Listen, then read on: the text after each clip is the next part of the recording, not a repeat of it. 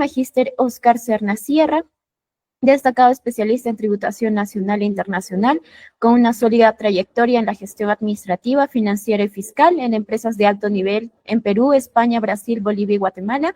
Es magíster en tributación y doctorando en política fiscal y sistema tributario. Ha liderado con éxito equipos en sectores clave, desempeñándose como gerente y asesor estratégico en importantes firmas. Su experiencia en la implementación de soluciones fiscales y financieras, junto con su dominio de distintos softwares, lo posicionan como un referente en el ámbito empresarial y académico. Comentarles también que nuestro docente magíster Óscar Serna Sierra es parte de la plana docente que estará desarrollando nuestro programa de alta especialización en contabilidad internacional. Bien, docente, le damos la bienvenida y para que pueda ya empezar con el desarrollo del taller. Bueno, en primer lugar, muchas gracias a Escuela Global, como siempre, por permitirme tener este taller con todos ustedes. En segundo lugar, y más importante, dar las gracias a ustedes por estar hoy aquí, esta noche con nosotros, en este taller sobre tratados internacionales y convenios de doble imposición. Como bien decía la entrada nuestra compañera de Escuela Global, yo soy magíster en tributación y doctorando en política fiscal y sistema tributario de la Universidad Nacional Mayor de San Marcos y magíster en tributación por la Universidad Continental, y tengo varias especializaciones en tributación y normas internacionales financieras. Hoy vamos a tratar el tema de los convenios de doble imposición y vamos a acabar con el convenio de la CAM, el convenio andino, comúnmente llamado, que es el convenio más importante que tenemos en la zona andina y en esta zona del mundo, ¿cierto? Y al inicio tomaremos un breve conocimiento de tratados internacionales y del derecho internacional tributario y del derecho tributario internacional, que no es lo mismo. Por lo tanto, hoy tendremos unos 45 minutos, una hora de experiencia tributaria internacional, y les invito, obviamente, a que se puedan matricular en la especialización en contabilidad y tributación internacional y compliance. Voy a empezar a mostrar la presentación y vamos a empezar a comentar.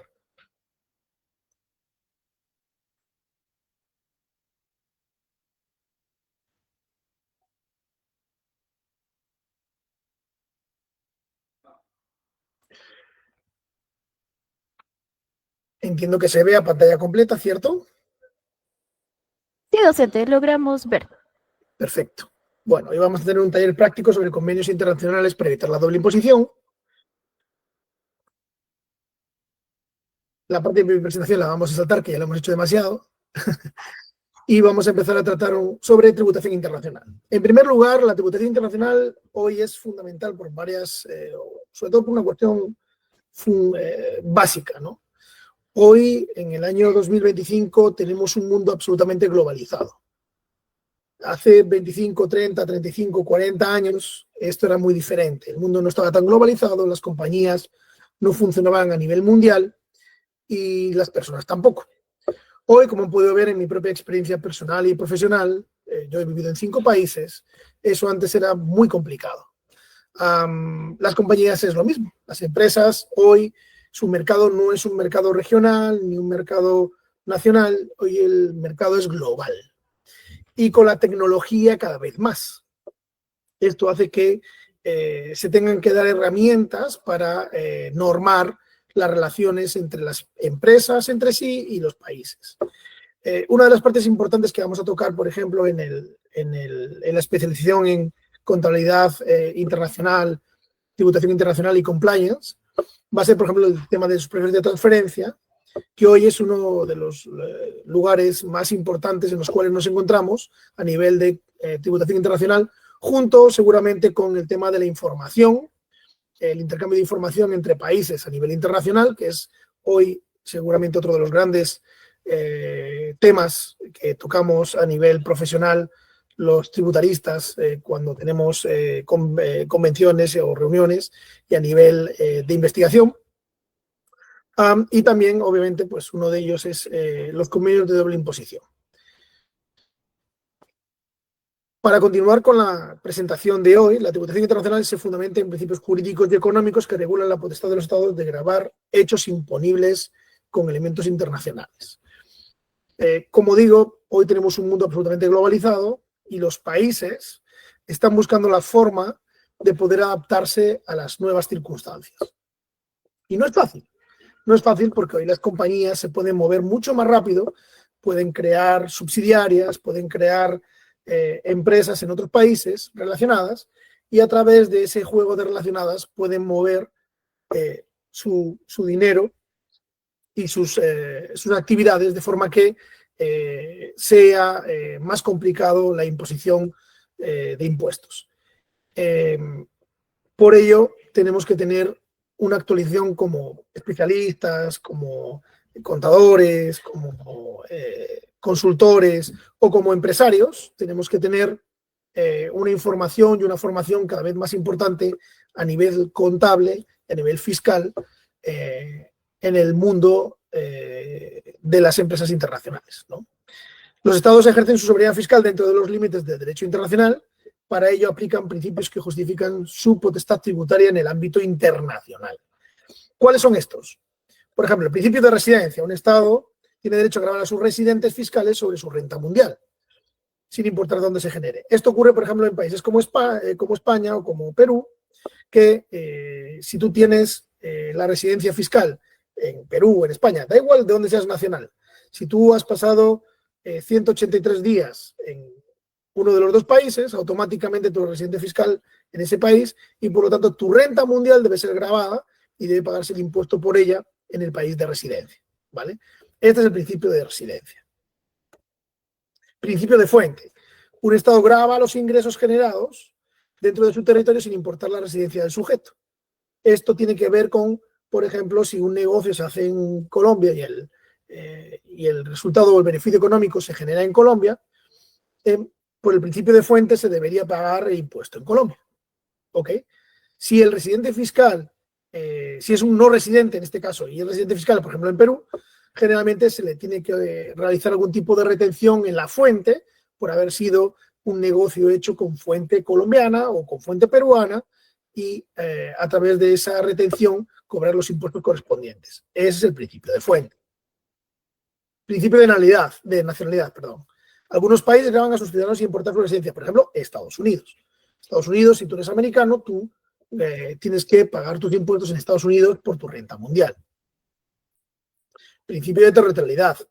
Los impuestos solo se aplican a los ingresos obtenidos dentro de las fronteras del país. ¿Vale? Hemos visto las formas en las cuales se dictamina dónde uno debe pagar impuestos, a través de estos principios que acabamos de comentar. El principio de fuente, el principio de nacionalidad, el principio de residencia. ¿Cuáles son los más comunes? El de fuente y el de residencia, ¿vale? Los más comunes a nivel internacional son el principio de fuente y el principio de residencia. Y a través de ellos normalmente es como manejamos las operaciones de las empresas, los especialistas como yo, a la hora de evaluar operación por operación. En este ámbito yo siempre digo lo siguiente: cuando algún empresario o alguna circunstancia llega a mis manos que tiene que ver con tributación, ya sea nacional o internacional, pero sobre todo internacional, yo siempre digo lo mismo: explíqueme cuál es la operación y vamos a tomarnos un tiempo para estudiarla. ¿Por qué? Porque cada operación es diferente. No hay una operación igual que la otra y hay que analizar cada circunstancia que rodea, sobre todo en el ámbito internacional, para ver qué principios le podemos aplicar, qué circunstancias se dan, quién y dónde deberían tributar y cómo podríamos hacerlo de la mejor manera, ¿vale?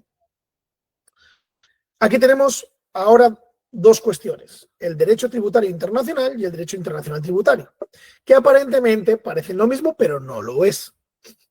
Es una de las curiosidades que tenemos en el ámbito tributario y del derecho internacional. El derecho internacional o el derecho tributario internacional es una rama del derecho tributario que estudia la fiscalidad en un contexto internacional. Ahora van a ver cuál es la diferencia. Analiza cómo los estados ejercen su potestad tributaria sobre hechos con elementos extranjeros. Se centra en la aplicación de normas nacionales a situaciones internacionales como la tributación de empresas multinacionales o la doble imposición.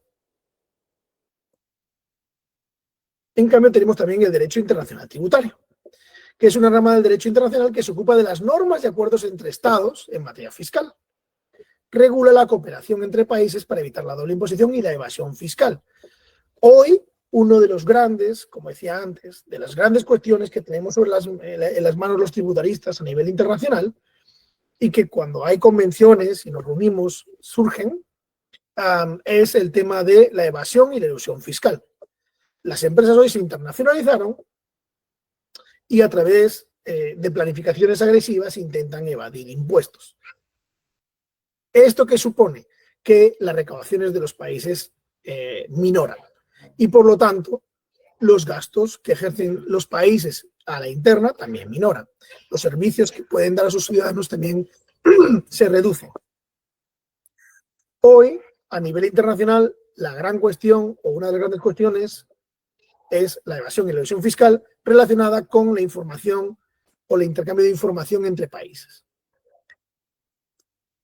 Continuando con la diferencia entre derecho tributario internacional y derecho internacional tributario, el derecho tributario internacional es un enfoque desde el derecho interno que analiza cómo un país grava a los sujetos con elementos extranjeros. En palabras comunes, viene de dentro a fuera, ¿vale? Del país hacia afuera, la visión. En el cambio, el derecho internacional tributario es un enfoque desde el derecho internacional que se centra en la cooperación y acuerdos fiscales entre estados, como los convenios de doble imposición, que luego vamos a ver, como la CAM. Ambos conceptos están interrelacionados, pero su punto de partida y alcance son distintos. En este caso, el de derecho internacional tributario va de fuera para adentro, ¿vale? Y en el caso del derecho tributario internacional, va de dentro para afuera. El matiz, es la visión y el enfoque que se tiene. ¿Qué es la doble imposición? La doble imposición internacional ocurre cuando dos países distintos gravan el mismo ingreso de una persona o empresa. Esto puede suceder, por ejemplo, cuando una empresa domiciliada en Perú genera ingresos en otro país y ambos estados aplican impuestos sobre el mismo hecho generador, sobre el mismo hecho imponible. ¿De acuerdo? Existen dos tipos: doble imposición jurídica y doble imposición económica. La jurídica es cuando una misma persona o entidad es gravada por el mismo ingreso en más de un país. La doble imposición económica es cuando dos personas diferentes son gravadas por el mismo ingreso. También es un matiz, pero es importante. En cualquier caso, los convenios de doble imposición o la doble imposición, que luego dan como resultado los convenios de doble imposición, hoy es muy habitual. Hoy es muy habitual porque, como yo comentaba al inicio del taller, hoy el mundo es global.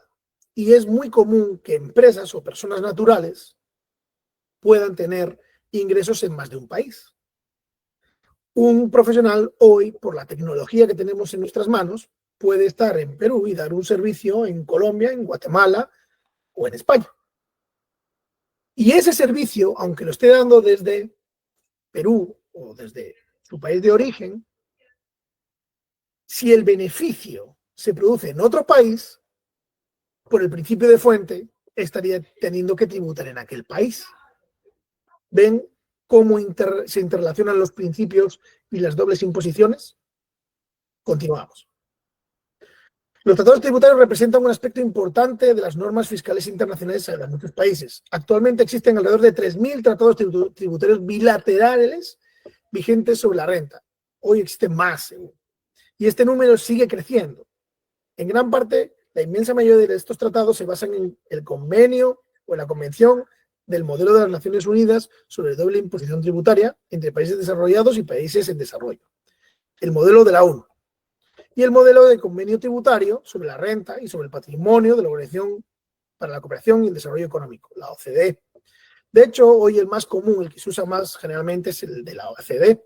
Aquí en Perú, los convenios de doble imposición están todos bajo el modelo OCDE, salvo el de la CAM, que es un convenio un poco diferente y que no está ni con uno ni con otro, sino que es un convenio diferente, ¿vale? Y su estructura es un poco diferente a ambos y se parece a ambos. Es un tanto extraño, pero es así. No es ni un modelo ONU ni un modelo OCDE, ¿ok? El resto de convenios, aquí en Perú, por ejemplo, como un ejemplo que estoy poniendo, están dentro del modelo OCDE. Sin duda alguna porque Perú ya tiene en vistas entrar en la OCDE y por ello ya hace tiempo que está usando el modelo OCDE, que repito, es el más común en los convenios de doble imposición a nivel internacional, lo está usando de forma general en sus convenios de doble imposición. Existen dos modelos de tratados tributarios influyentes, como yo comentaba, adelanto un poquito, que es el modelo de la ONU y el modelo de la OCDE. Además, muchos países tienen sus propios modelos de tratados tributarios, que a menudo no se publican, pero son proporcionados a otros países con el propósito de negociar tratados tributarios. El modelo de la ONU se respalda en el modelo de la OCDE. Como digo, el más común es el de la OCDE. Hoy, la interpretación de los tratados tributarios es una tarea que debe ser llevada a cabo por los contribuyentes, las autoridades fiscales y los tribunales nacionales. Desde una perspectiva simplista, los tratados tributarios pueden ser interpretados en términos generales para dar efecto a sus propósitos al adherirse literalmente a su redacción. Puesto que los tratados tributarios son tratados, su interpretación se rige por la Convención de Viena sobre el derecho de los tratados, que se aplica a todos los tratados, no solo a los tributarios, sino a todos, pero también a los tributarios. Muchos países han firmado la Convención de Viena y están sujetos a sus términos. Sin embargo, incluso los países que no han firmado la Convención de Viena pueden regirse por sus disposiciones, porque esas disposiciones representan una codificación del derecho internacional consuetudinario, que es vinculante para todas las naciones. Por lo tanto, los que han firmado el Tratado de Viena o la Convención de Viena y los que no, se rigen por la misma convención. ¿Qué son los convenios de doble o los convenios para evitar la doble imposición? Ya uno en el día a día dice directamente convenios de doble imposición. Los convenios para evitar la doble imposición son tratados bilaterales. ¿Esto qué significa? Generalmente que son entre dos países, que firman dos países para evitar que una misma renta sea gravada por ambos.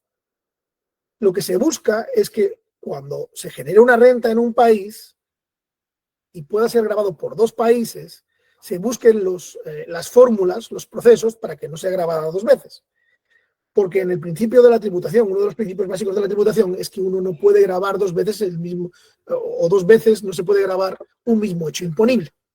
O sea, yo genero un ingreso, ¿vale? Una utilidad, un dinero, un negocio, y ese negocio no debe ser gravado dos veces por el mismo tipo de impuesto. ¿Ok? Esa es la base de la tributación. No gravar dos veces con el mismo impuesto al mismo hecho imponible. Lo que se busca con los convenios de doble imposición es que esto no ocurra. Porque hoy, como hemos dicho en varias ocasiones ya durante la tarde o durante la noche, el mayor problema que tenemos hoy es la globalización de la economía. No es un problema, obviamente es un beneficio, pero a nivel tributario es una complicación, porque tenemos entes que generan ingresos en diversos países. Y esto genera complicaciones a nivel tributario. El objetivo principal, bueno, como hemos dicho, el modelo de convenio de la OCDE y el de la ONU son los más habituales. Su objetivo principal, el del convenio de doble imposición, es evitar la doble imposición, prevenir la evasión y la elusión fiscal internacional y promover el comercio y la inversión entre países. Y diremos, ¿por qué? Porque evitar la doble imposición, ya lo hemos dicho, ¿cuál es la cuestión? Intentar que no se grave dos veces el mismo hecho imponible. Prevenir la evasión y la elusión fiscal, también lo hemos comentado, a través de la transparencia en los convenios. Y promover el comercio y la inversión entre países. ¿Por qué? Porque cuando mayor seguridad jurídica haya y mayor claridad en la imposición y en la tributación, los inversores se ven más liberados a la hora de poder invertir en esos países. Entonces, los convenios de la imposición se convierten en un arma comercial. Por eso, es más fácil que un inversor de un país vaya a otro país que tiene convenio de doble imposición. De hecho, la primera pregunta que debería hacer un empresario cuando va de un país a otro a hacer una inversión es si existe un tratado de convenio de doble imposición, para ver que no tenga ningún problema a la hora de trasladar ese beneficio a su matriz, a su sucursal o a su empresa como relacionada. Como decimos, hay tres objetivos, que es evitar la doble imposición, prevenir la evasión y la elusión fiscal y promover el comercio y la inversión entre países. Mitigar la doble imposición sin crear doble no imposición. Esto parece un galimatías, pero no lo es. Mitigar la doble imposición supone intentar no gravar dos veces el mismo hecho imponible. Pero lo que no se debe permitir es que no haya una imposición, porque obviamente una utilidad o un ingreso debe tener una tributación. Los CDI asigna derechos de imposición. En algunos rubros prevalece el estado de la fuente, en otros residencia, lo hemos comentado al inicio. Son los principios que van a regir a la hora de evaluar una operación. Y a veces ambos comparten la base imponible con límites. Cuando ambos estados pueden gravar, el de residencia debe aplicar un crédito o una exención. O sea, cuando los dos países pueden gravar el mismo hecho imponible, se puede utilizar los principios de crédito o de exención. El principio de crédito es el poder usar el impuesto pagado en alguna retención en otro país como crédito fiscal en el país de residencia. O el de exención, que es que literalmente está liberado de esa parte del impuesto. Este mecanismo elimina la superposición sin vaciar de todo las facultades de ninguno de los dos fiscos, evitando también la doble no imposición.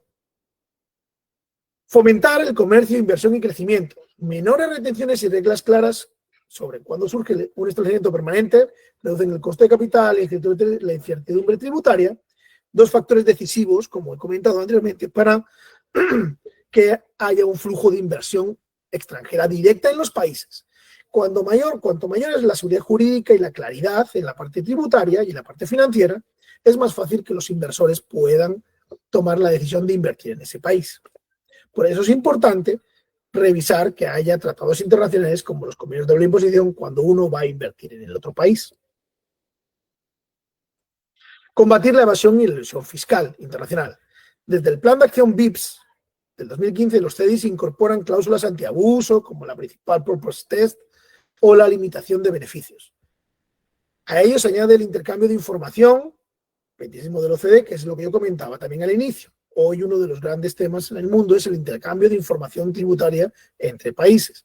Cada vez es más normal que existan procesos de intercambio de información entre países.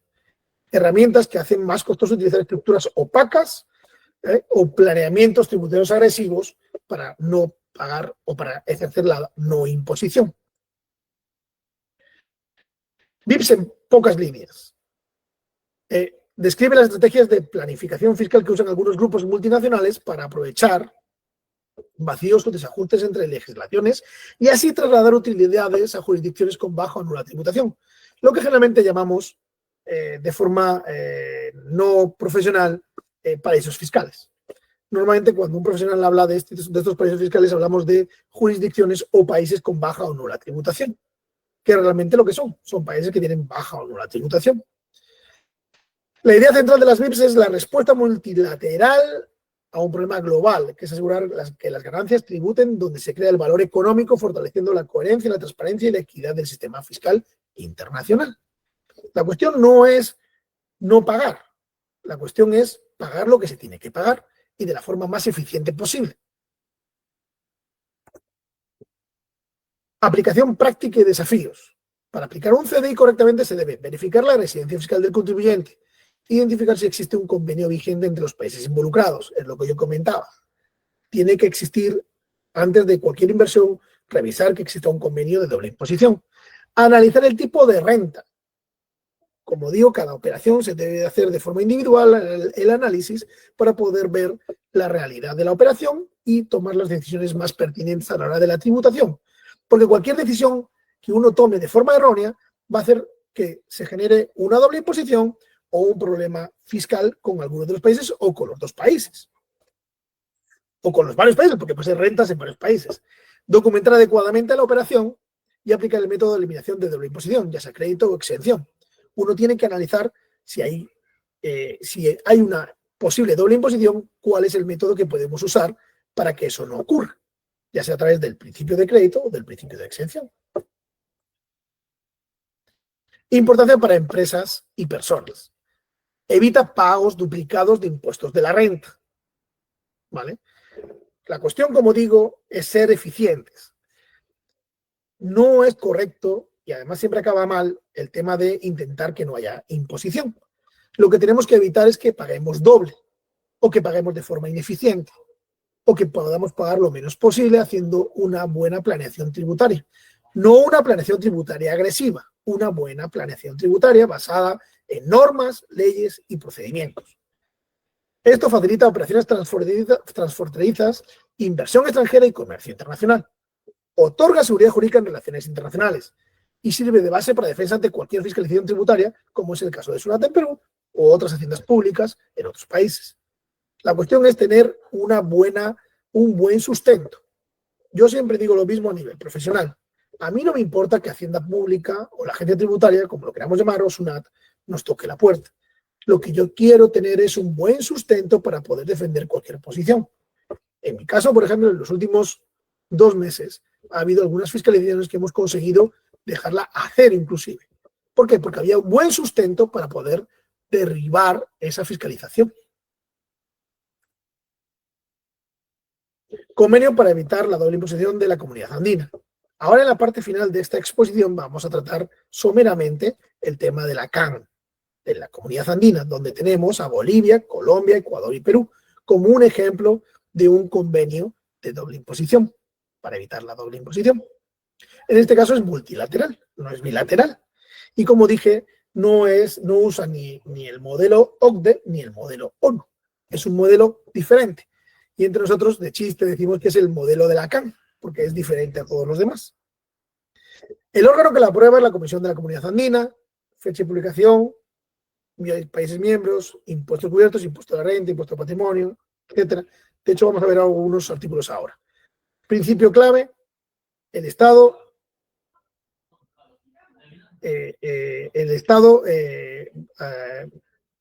o sea, se va a usar el principio de fuente, ¿vale?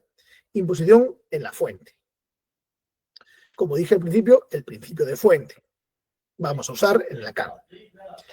Ámbito de aplicación y definiciones. Estamos hablando del artículo 1 y 2 de la decisión 578.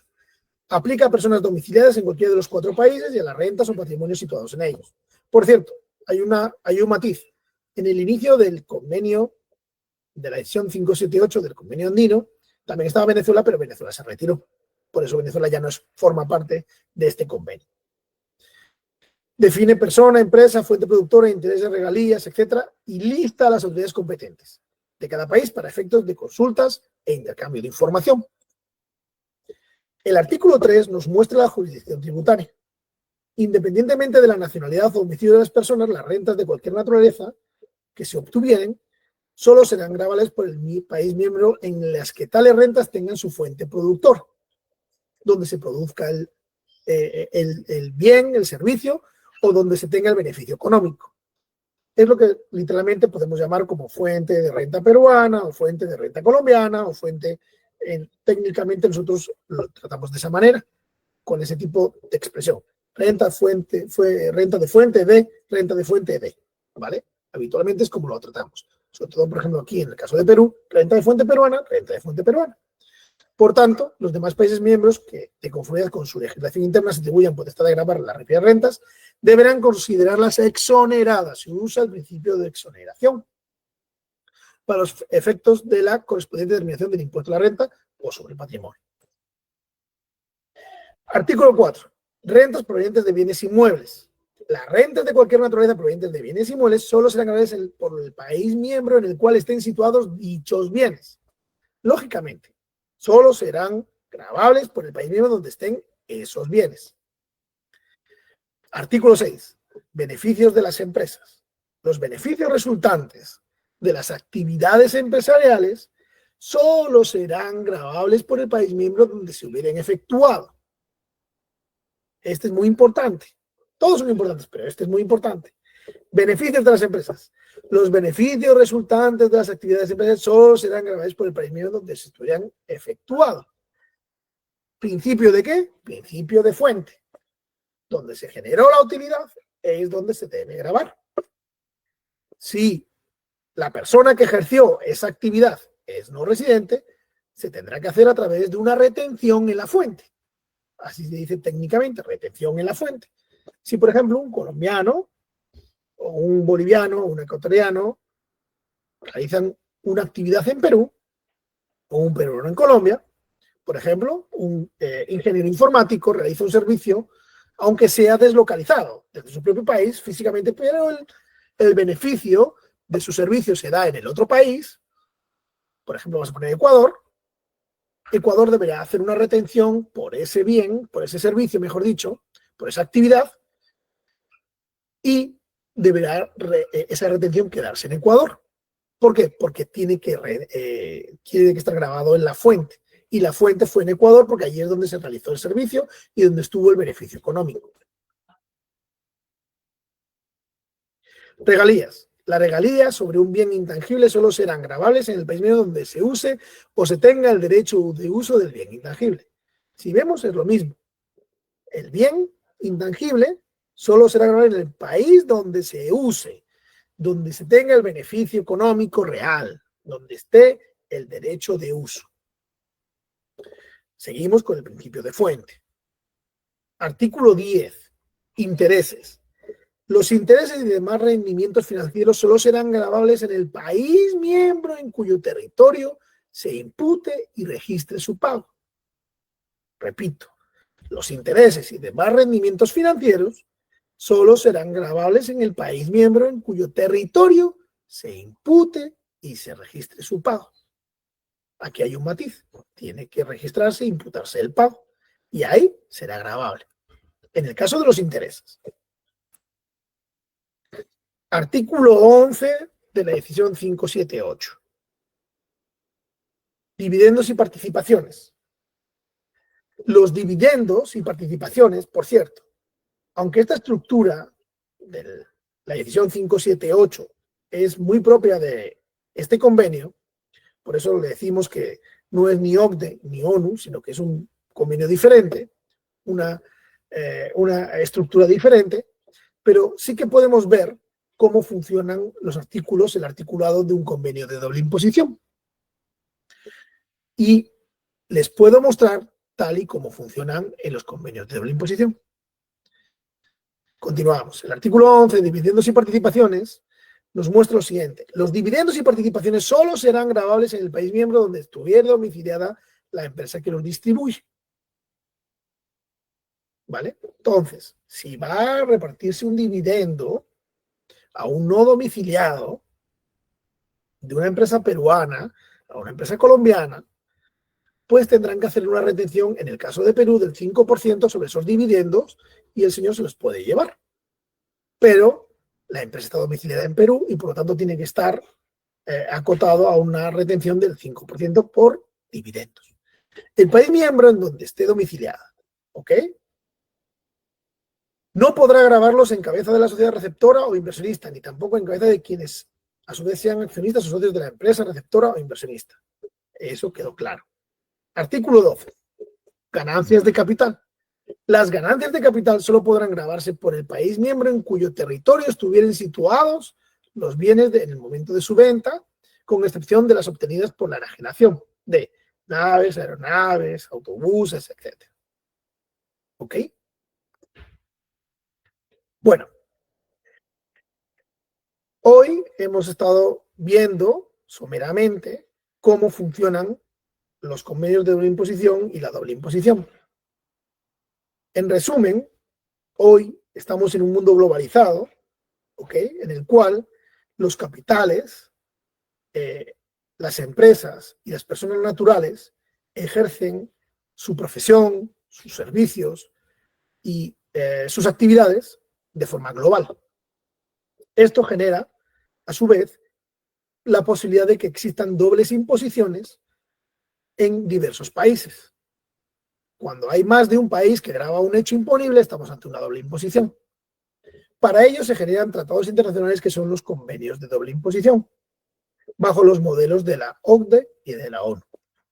Estos convenios nos ayudan a que no se genere doble imposición, sino que se grave de forma correcta cada uno de las utilidades, ingresos o actividades que se han realizado. Con esto no se busca que no haya una no imposición. Es tan grave la doble imposición como la no imposición. Tenemos que ser muy certeros a la hora de generar nuestras planeaciones tributarias y no generar ni doble imposición ni una no imposición. Porque la doble imposición nos genera un perjuicio financiero y la no imposición nos genera un perjuicio ante los estados que están en la operación. Y podemos acabar con una fiscalización o con un problema tributario, legal, penal, en cualquiera de estos países. Por lo tanto, tenemos que ceñirnos a las normas de forma eficiente, conseguir que se pague el impuesto más eficiente posible y que no peguemos ni doble ni que se genere una nueva imposición. Hoy el mundo y las haciendas públicas de todo el planeta están luchando contra la evasión y la elusión fiscal. somos plenamente conscientes de que las fiscalizaciones son cada vez más y más y más repetidas. Cada vez hay más fiscalizaciones de más empresas, porque además la tecnología permite a las haciendas públicas generar estas fiscalizaciones de forma electrónica. Por lo tanto, tenemos que ser muy inteligentes y muy eficientes y tener mucho conocimiento de nuestro entorno tributario para que no tengamos ningún problema de tipo legal con ninguna hacienda pública y que podamos pagar de forma eficiente nuestros impuestos y generar un negocio estable en cualquiera de los países que queramos. Esto junto hoy al reto del intercambio de información entre haciendas públicas y agencias tributarias son los grandes debates que existen en el mundo tributario internacional hoy y que tributaristas como yo, en convenciones, reuniones con otros colegas, estamos constantemente debatiendo.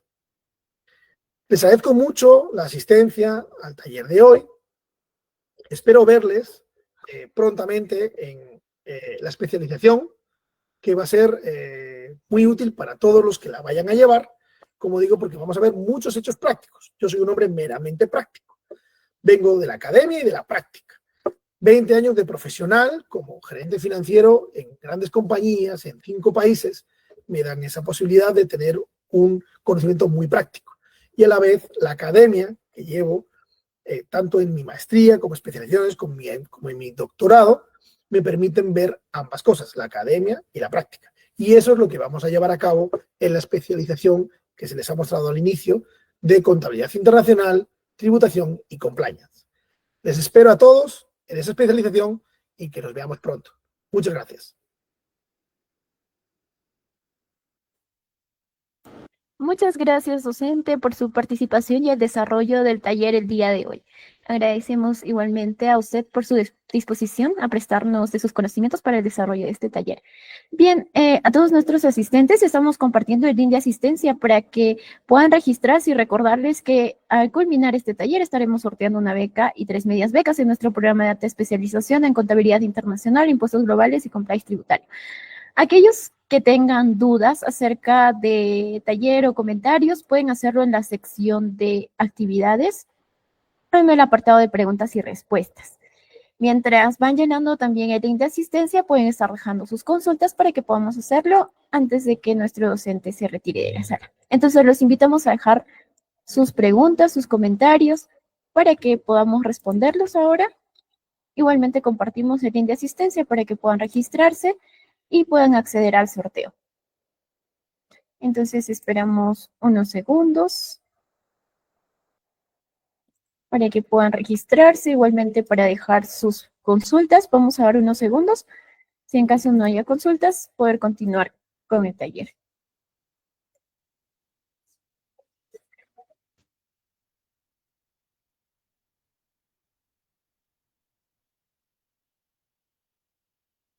Bien, una vez comentarles, estamos pasando una vez más el link de asistencia para que puedan registrarse y participar de nuestro sorteo de una beca y 3 medias becas.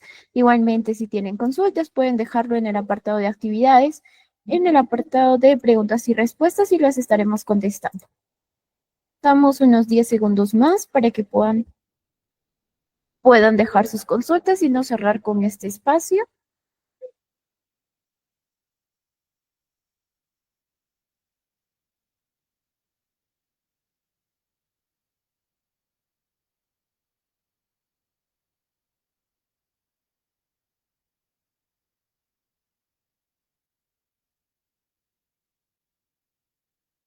Bien, parece que no tenemos ninguna consulta, entonces pediríamos al docente que pueda dar unas últimas palabras para que podamos cerrar con este espacio y comenzar con el sorteo.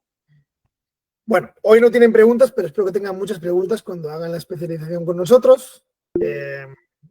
Sí, alguien parece que sí le manda. Sí, estimado Enrique, ¿puede hacerlo en el apartado de herramientas de reunión? En la sección de preguntas y respuestas, ahí puede dejar todas sus consultas para que podamos responder. Entonces, estamos a la espera de que nos pueda dejar su pregunta y poder responder. Bueno, mientras Enrique nos pone su cuestión, su pregunta, como decía, espero verles pronto en la especialización en contabilidad internacional, tributaria y compliance. Creo que va a ser muy interesante y muy importante para todos los que la puedan llevar. Vamos a aportar mucho conocimiento académico y mucho conocimiento práctico y espero que sean muchos de ustedes los que nos puedan acompañar en él y que podamos vernos de nuevo.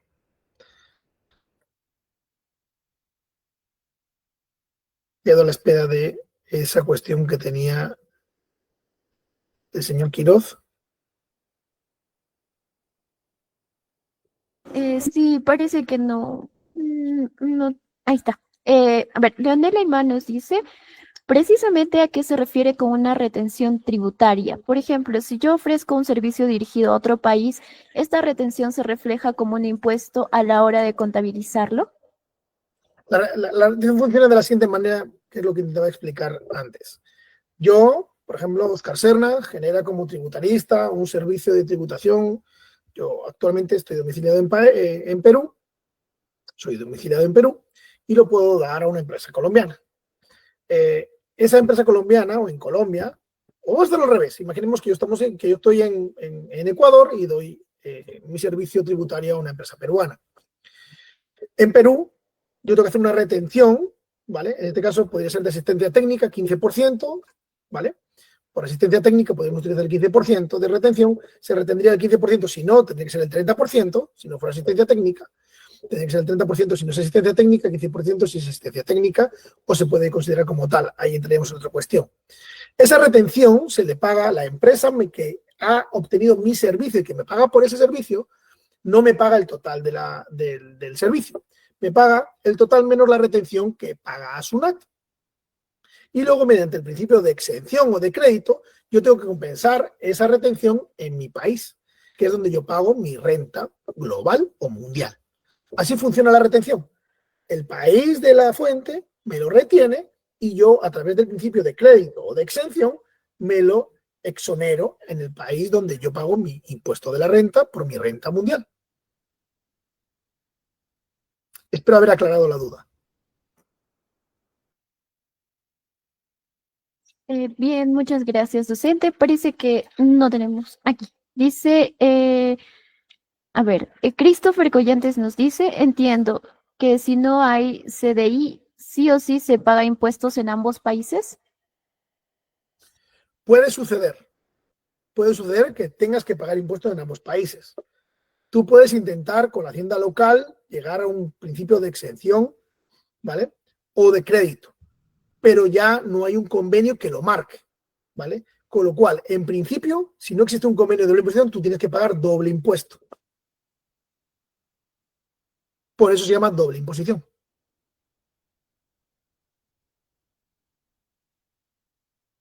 Bien, bien, gracias, docente. Bueno, a ver, tenemos, ya, Cristian Guerrero nos pregunta, con respecto a los intereses de crédito provenientes de otro país vinculado económico, paga renta en el país de origen, pero asimismo se debe practicar en el país quien está pagando el crédito. Docente, su micro está apagado. ¿Me puede repetir el caso? Bien, bueno, parece que nos los deja como comentario, porque no le veo la pregunta. Ajá, Ok. sí. Bien, también nos preguntan si existe CDI Perú-Estados Unidos. No, no existe. Bien, ya. Existe, porque es muy curioso, si tú entras en la página del MEF, donde están todos los convenios de doble imposición de Perú, por ejemplo, existe Estados Unidos mexicanos, pero no es Estados Unidos, es Estados Unidos mexicanos, es con México. Pero con Estados Unidos no hay convenio de doble imposición. Bien, gracias, docente. Pedro Morbelli Ramírez nos pregunta si se tocará temas de doble imposición con Estados Unidos en nuestro programa de alta especialización. Sí. Sí, por supuesto, porque además es uno de los casos más interesantes por el tema de cómo se tributa en Estados Unidos. De hecho, como docente en exámenes o controles siempre pongo algún tema de Estados Unidos porque es muy peculiar.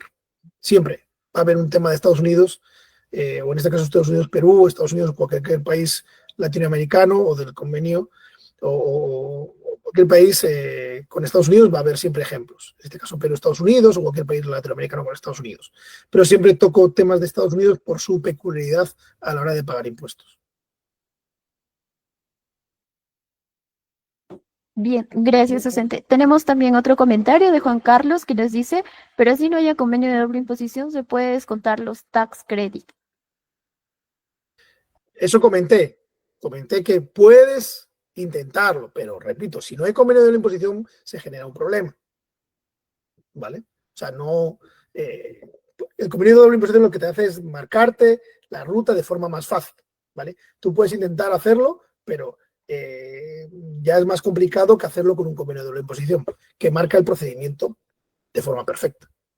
Si no, puedes tener el riesgo de tener una doble imposición. Si no fuera así, no tendríamos este problema ni habría convenios de doble imposición. Bien, muchas gracias, docente. Eso son todas las consultas y comentarios que tenemos. Entonces, ahora sí le pediríamos sus palabras de cierre para que podamos pasar a la siguiente parte. Bueno, ya para cerrar, el tema de la tributación internacional hoy es la parte más importante a nivel fiscal.